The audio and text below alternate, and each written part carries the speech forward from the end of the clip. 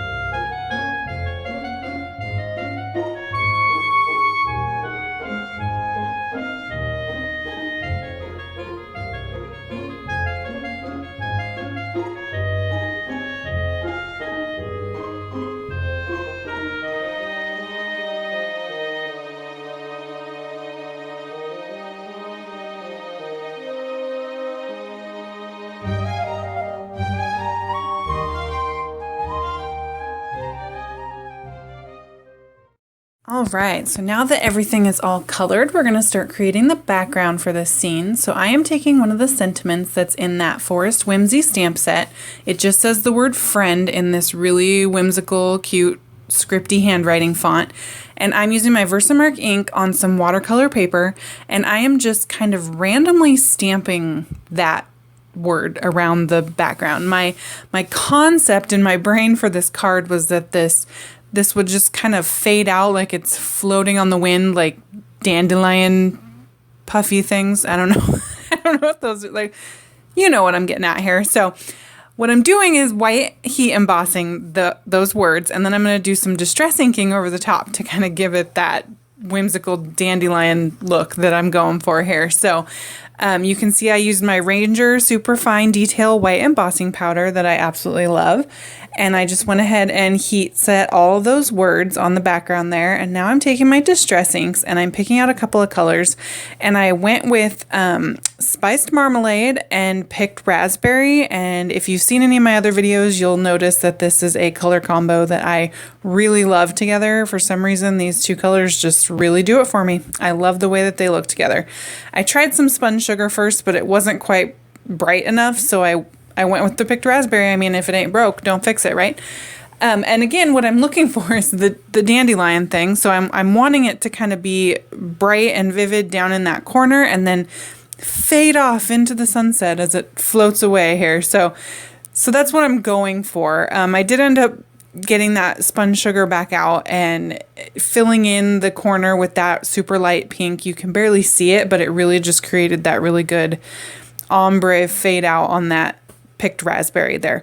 So now that I'm satisfied with my dandelion sunset, I'm taking a mini mister that's got some water mixed with some perfect pearls, and I just held that like really high above my paper, probably a foot or so, and I spritzed it.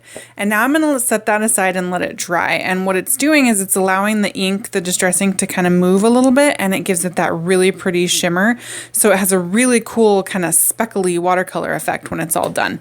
So now I'm going to go ahead and fussy cut all of my pieces out while I let my watercolor panel dry. And now I've got all my pieces fussy cut, and I'm just going to show you guys how I color the edges with my black soot distress marker. You can use any distress marker, any black marker. It doesn't have to be distress marker. Any black marker that you have, but this just helps those pieces look like they got cut out perfectly. It's really great to do, especially on watercolor cardstock, because it is thicker and you can see that white core.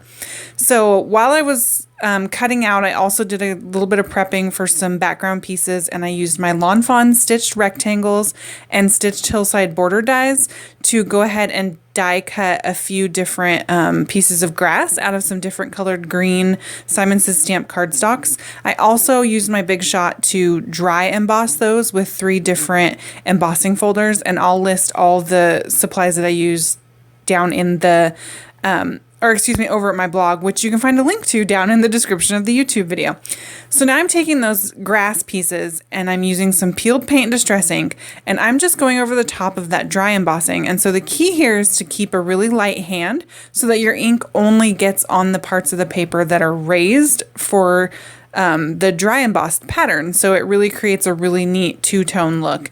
And then I'm just distressing the edges to kind of give this an additional little something here. So you can really see how cool it looks on this polka dot one when you put that darker ink over the top of this really light paper. It like instantly adds so much depth and dimension to your whole project. It's a really cool, easy way to spruce up some dry embossing. I don't use my embossing folders nearly enough. I need to bust them out. This project really inspired me. So we'll see some more of that coming here.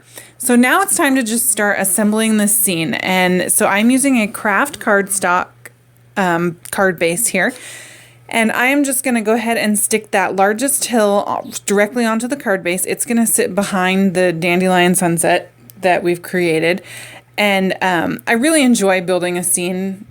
I don't do it enough with my cards. That seems to be a theme here, but it's fun to take all these pieces and kind of piece them together and make them come to life. And anyway, so I'm just using my ATG gun here to get everything nice and sticky. And now I'm putting that piece of watercolor panel there that is dry now right on top of that hill. So that's going to let that back hill kind of pop out and then still provide the border around that watercolor piece. And I forgot to mention, I did run that watercolor piece through my Big Shot with one of the stitched rectangle dies also, so that it has the stitch detailing around the outside just to kind of keep things consistent.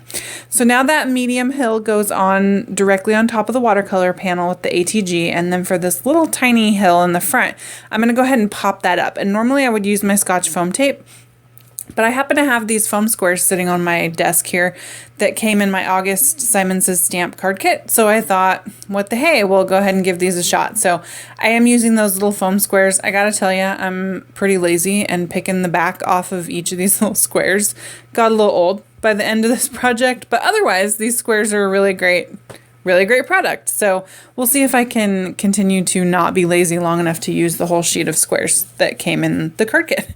So now I'm just trimming off, for some reason, that back panel, even though I used the same stitched rectangle die as all the other pieces of grass, ended up hanging over the edge. So I'm just trimming that up there so that I don't have any unsightly edge hanging happening. And now comes the really fun part where I get to take all these fussy cut little pieces that I painted and colored and arranged them in a nice little scene. And I gotta tell you guys, every now and again, and I'm sure you know this feeling, you have a project that in your mind is like, yeah, that's gonna be cool. And then you start to put it together and you're just like, OMG, this project is phenomenal. I don't know what it was about this project. It just really got a special place in my heart as I started to put it together. I just really loved it. I might even have to like keep it. I don't know what I'm going to do with this card, but I just really liked the way that it came together. And I was a little skeptical of my dandelion sunset background there, but I really, like I said, it just really kind of won me over there. So I took little gnome guy, he's adorable, and I put those foam squares on the back of him, and then I put some zig glue on his feet, and I stuck him in front of that most forward layer of grass. And so he's the same popped up on the card, just like the grass is. And then I took the little stump, I glued it down with my zig glue pen, and then here's where I get a little crazy. And I put some little teeny tiny pieces of foam tape on the back of this itty bitty bird, which I don't know if you noticed, but I fussy cut his little tiny stick legs also. So apparently I really was into the detail of this little teeny tiny bird. So, and then I put a little bit of zig glue pen on his little tiny stick legs, and I'm going to pop him up and have him standing on that stump. And again, this is one of those elements that made this project just extra cool, I think, is that I got crazy and decided to cut minuscule pieces of foam tape and little tiny bird stick legs, but it ended up looking really cool with the bird popped up in front of the really neat chevron dry embossed distressing grass there. I think it looks really cool. So now I'm going to take all these little mushrooms and I'm just going to kind of fill in the space behind Mr. Nomi guy here. And you saw I cut the stem off the mushroom. Like, don't be afraid to alter your pieces that you've made to make them fit your scene. Like, it sometimes it feels a little bit like sacrilege to snip the image that you just spent so much time coloring and cutting out.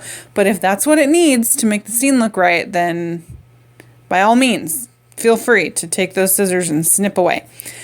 And that little mushroom is going to be tucked behind him. And then I'm going to put one of those little baby mushrooms up in the foreground in front of the grass. That's one thing that's fun about building a scene when you have one of your layers popped up, is that you really get to create that illusion of dimension, and like there are things behind him, far away from him, and in front of him, and all kinds of good stuff. So you really get to create a fun area there.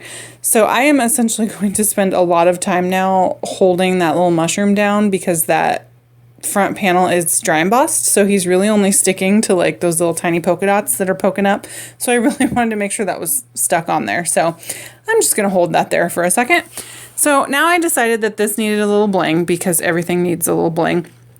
And I took some micro glue dots and I am adhering some Pretty Pink Posh sparkling clear sequins in the 8, 6, and 4 millimeter sizes, just kind of around Mr. Nomi there. And then I'm going to take my glossy accents and I am going to further embellish this little bird that I'm obsessed with. And I'm just going to coat that whole bird in glossy accents. And it just adds that little something something that takes this card to the next level and secures its place in my heart.